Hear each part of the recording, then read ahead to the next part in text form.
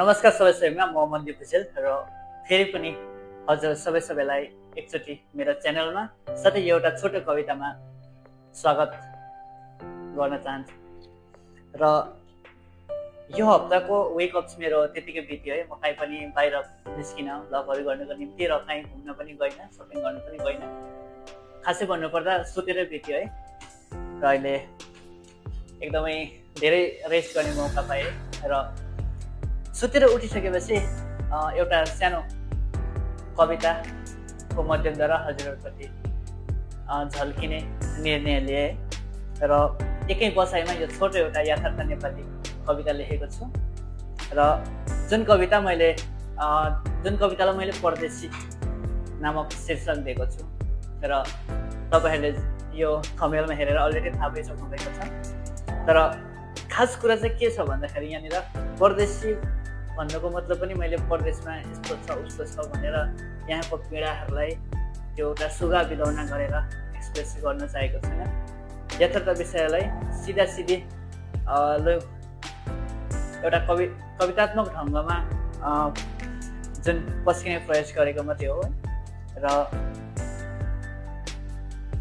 यो कविता मेरो मात्रै नभएर सबैतिर बस्ने लाइक विभिन्न देशमा बस्ने जो परदेशीहरूको भावना पनि हो जस्तो मलाई लाग्छ। साथै आफ्नै देशको पनि विभिन्न सिटीहरूतिर लाइक दिल्ली, मुम्बई, बेङ्गलोर अनि चेन्नई जस्ता सहरहरूतिर बसेर काम गर्नेहरूको पनि यो भावना पनि यो कविता हो। र कविता एकदमै छोटो छ र अलिकति समय निकालेर हजुरहरूले सुनिदिनुहुन्छ भन्ने मैले पूर्ण आशा राखेको छु। र परदेशी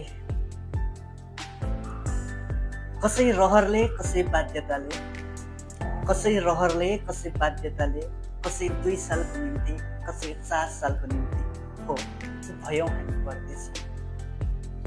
कसै रहरले कसै बाध्यताले, कसै 2 सालको निम्ति कसै 4 सालको निम्ति हो भयौँ हामी परदेशी। कसै आफ्नो सपना पुरा गर्नलाई, कसै परिवारको सपना पुरा गर्नलाई, कसै आफ्नो सपना पुरा गर्नलाई, कसै परिवारको सपना पुरा गर्नलाई आफ्नै काँधमा निकै ओजन भएको भारी हालेर लाग्यौँ हामी परदेश।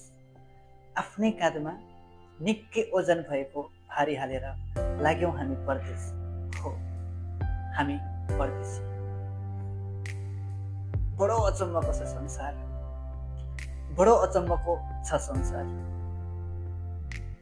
कसै हाँस्छन् खेल्छन् रमाउँछन् गाउँघरमा झै यहाँ पनि, कसै हाँस्छन् खेल्छन् रमाउँछन् गाउँघरमा झै यहाँ पनि, कसै रुन्छन् कराउँछन् अनि भन्छन्, कसै रुन्छन् कराउँछन् अनि भन्छन् ठिक चले छैन यो जिन्दगी यहाँ पनि,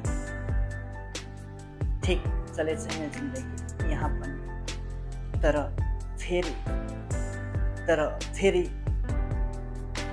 मनलाई रोक्छन् उनीहरू अनि भन्छन्, तर फेरि हौतारिएको मनलाई रोक्छन् उनीहरू भन्दै आखिर 2 दिनको निम्ति त हो हामी परदेशी, आखिर 2 दिनको निम्ति त हो हामी परदेशी। सुनिन्छ कहिलेकाहीँ,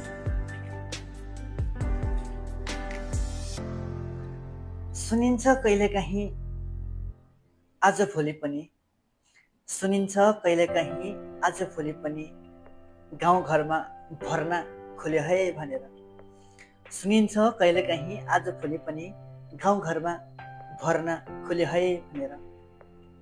तर निर्धक्क बस्छौँ हामी यहाँ, तर निर्धक्क बस्छौँ हामी यहाँ।